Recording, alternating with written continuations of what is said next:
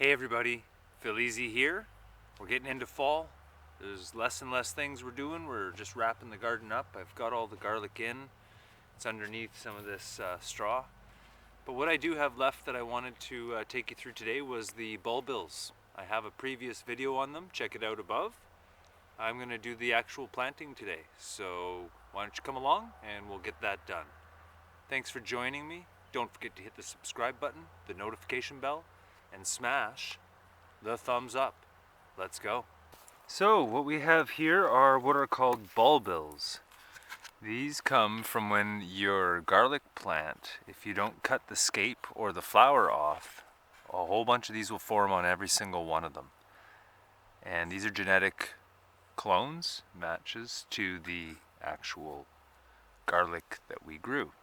Okay, we don't need a lot for this. Tool-wise, I'm going to use a chopstick. So why I want to plant these is there's a whole bunch that come off of one flower. This is a really easy way, if you have time, to increase your garlic crop. One way to do it is how I've been doing it so far, which is just planting the garlic that I grow each year. But I want to get a head start. This will take 2 to 3 years though for all of these to reach a mature size. So that's the downside of that. So for me, I'm going to do spacing.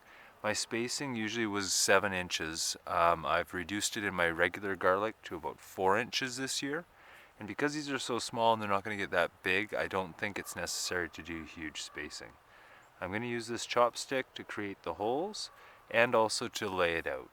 So for me, I'm going to go on about 4-inch spacing as well for these guys. So I can just grid it like this and give myself some rows. And then I'm going to poke holes in about every 4 inches. This doesn't have to be that accurate in my mind. Might go even a little bit smaller than 4 inches here. I'm feeling 3 might work, or 2, or whatever this works out to be. But just poke your holes in and wiggle it around. Make sure it's a bit firm. I'm using no dig techniques here, so I didn't till the soil and I just keep adding composted manure every year. There's the bulbil itself. Look for your little root, your little, what looks like the bottom. This will be pointy end up. I'm going to drop it into the hole, or place it into the hole, and I want the holes to be about 1 to 2 inches deep. And as I'm picking through here, I have a whole bunch to pick from, so I'm going to pick the biggest, what look like the biggest and strongest, and put those in. So I'll just go through that, repeat this over and over until I've got all these little guys in. Then I'm going to cover them up. I'm pressing them in, just firming them slightly as I place it into the soil here. So when you're picking the bulbils, if you've got lots of them, pick the biggest ones. You'll end up with bigger results, in my opinion, and from my experience. So go for the bigger bulbils. Select the strong. Alright, now that I've got all those in, I'm going to rake over top of them some of the just soil that's around in the garden. And that'll get them to that depth I'm going for of 1 to 2 inches.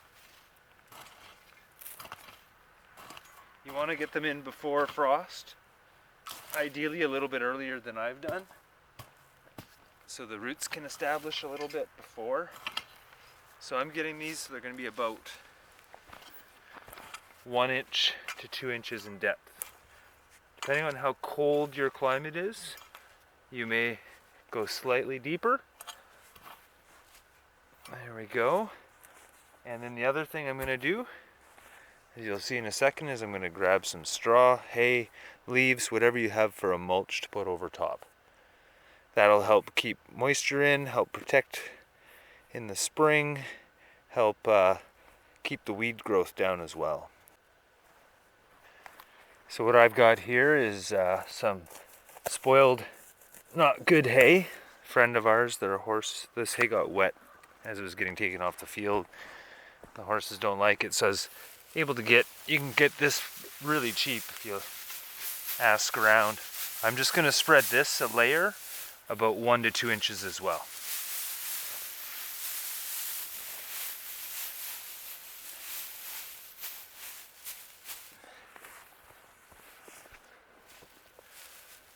There we go, everybody. The bulbils have been planted. They're ready to be established for next season.